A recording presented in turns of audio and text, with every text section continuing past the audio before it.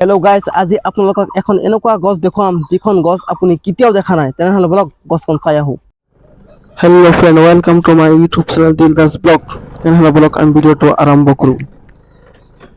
যিখন গছ মই আজি দেখাবলৈ গৈ আছোঁ, এই গছখন মোৰ ঘৰৰ পৰা প্ৰায় 6 কিলোমিটাৰ দূৰত আছে। তেনেহ'লে বলক গছখন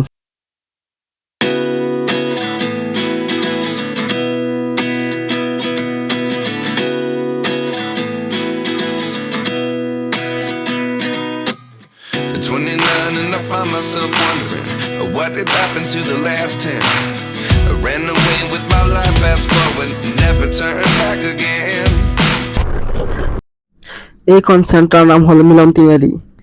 চাওক, এইখন মিলন তিনিআলি পাৰ হৈ আমবাগান চেণ্টাৰ অলপ দূৰত আছে, প্ৰায় ইয়াৰ পৰা 2 কিলোমিটাৰ মান দূৰত আছে।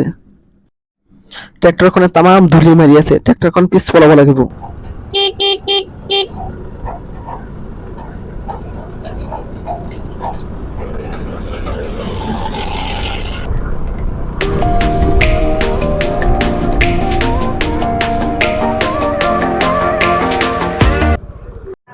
এইখনে হ'ল আমবাগান বজাৰ, দেখিছে নহয়, বিৰাট ডাঙৰ বজাৰ এইখন।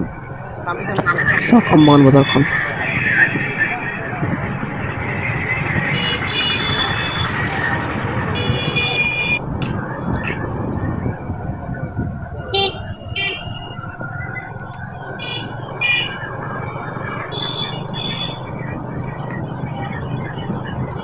এইটো হ'ল 2 লাইন, এই 2 লাইন পাই গ'লো।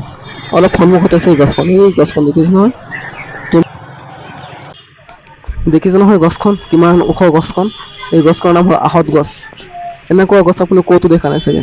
তেনেহ'লে চাওক, চব এইবিলাক শিপাৰে বনোৱা, মানে গছৰ শিপা, এইবিলাক আহঁত গছৰ শিপা। এইখন গছ হ'ল আমবাগানত, মানে 2 লাইনৰ কাষত এইখন গছ। চাওক, দেখিছে নহয়, চাৰিওফালে বাউণ্ডাৰী বনাই দিছে ইটাৰে, আৰু ওপৰত টিনৰ চাল বনাই দিছে। দেখিছে নাই, ওপৰত টিনৰ চাল।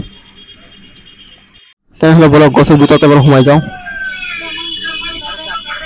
আহি গ'লো গছৰ ভিতৰত। চাওক গছৰ ভিতৰৰ দৃশ্যখন, চব শিপাবিলাক দেখিছে নহয়, চব শিপা।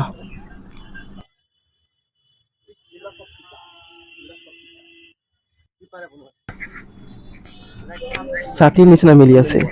চাওক, মেইন গছখন এইখন, আৰু ইয়াত মানুহে পূজা কৰে। চাওক, চাকি পৰি আছে নহয়, ইয়াত পূজা কৰে মানুহে।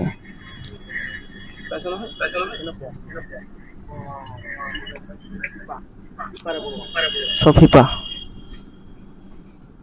বহুত ডাঙৰ গছখন।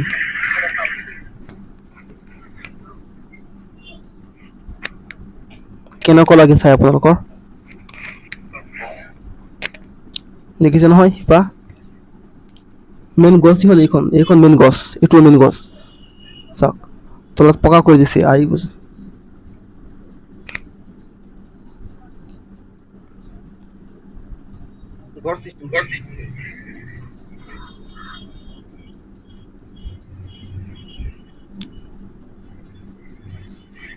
আৰু এইটো হ'ল ভগৱানৰ মূৰ্তি।